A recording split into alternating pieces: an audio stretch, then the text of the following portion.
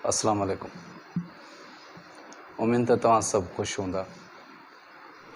धीअ ऐं नुंहं में छा फ़र्क़ु था माण्हू कनि उहो तव्हां सां शेयर थो कयां। अगरि धीअ पंहिंजे सहुरे जन में ख़ुशि आहे त सभिनी खे घर में ख़ुशी आहे। बाक़ी नुंहं थोरी बि ख़ुशि थींदी, थोरी बि खिलंदी, पंहिंजे घर में ख़ुशी महसूसु कंदी त चवंदा वात पटी आहे, चरी वठी आया आहियूं।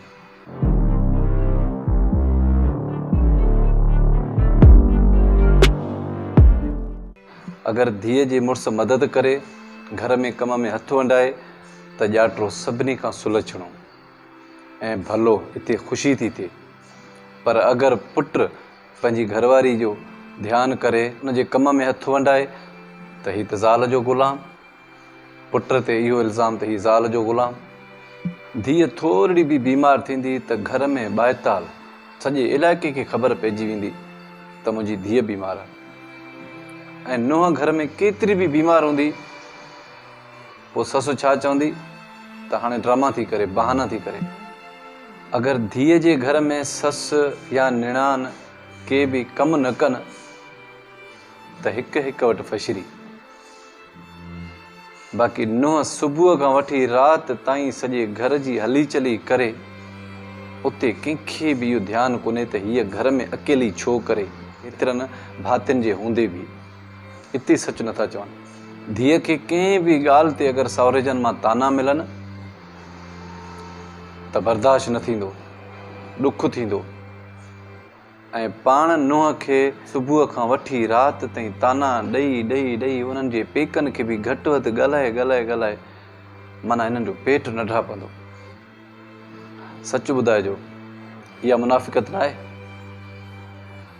धीअ सां प्यार, नुंहं सां दुश्मनी। त धीउ जेको त वञी धारे जो घर आबाद करे ऐं नुंहं जेका आहे त पंहिंजे पुट जो घर आबाद करे, उन सां छाजी दुश्मनी, उन सां छाजा इख़्तिलाफ़। माण्हू इहो बि विसारे था छॾनि त जंहिं नुंहं खे असां वठी आया आहियूं त उहा बि कंहिंजी धीउ आहे, उहा बि कंहिंजी भेण आहे, उहा बि कंहिंजी न्याणी आहे।